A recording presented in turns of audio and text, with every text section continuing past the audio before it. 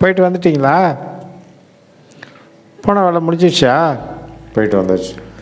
அதுக்கே உங்கள் மூஞ்சி ஃபுல்லாக முள்ளாக இருக்குது.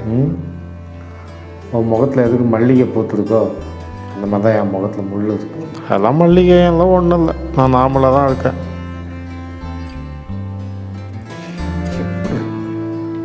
ஒரு பெத்த அப்பாவை பார்த்துக்க முடியாமல் ஹோமில் போய் சேர்க்கறதுலாம் ஒரு பழக்கம். ஒரு நல்ல குடும்பத்தில் பிறந்த பிள்ளைங்களாம் செய்கிற வேலையாது. ஏங்க, பெரியவங்களை பார்த்துக்க முடியாமல் ஹோமில் சேர்க்கறதுலாம் ஒரு தப்பே கிடையாதுங்க.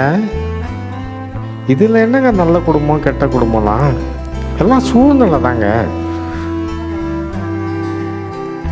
தப்பு இல்லைன்றியா? ஏங்க, இதெல்லாம் ஒரு தப்பே இல்லைங்க. போய் சேர்த்துட்டு வந்துட்டேன், இனிமேல் என்ன பண்ணுறது? பேச்சு துணைக்கு தான் ஆளே இல்லைன்னு சொல்லியிருந்தீங்க, எப்படி மேனேஜ் பண்ணிப்பாடா? இல்லை, அது அந்த பிரச்சனை ஈஸியாக முடிஞ்சிடுச்சு. அந்த கவலை எனக்கு இல்லை. பேச்சு துணைக்கு நல்ல ஆள் கிடச்சிச்சு. அப்படியா? யார்? உங்கள் அப்பா தான். என்ன உளறீங்க? நீ தானே சொன்ன இதெல்லாம் ஒரு தப்பு கிடையாது அப்படின்னு சொல்லி. நானும் ரொம்ப கவலைப்பட்டேன்.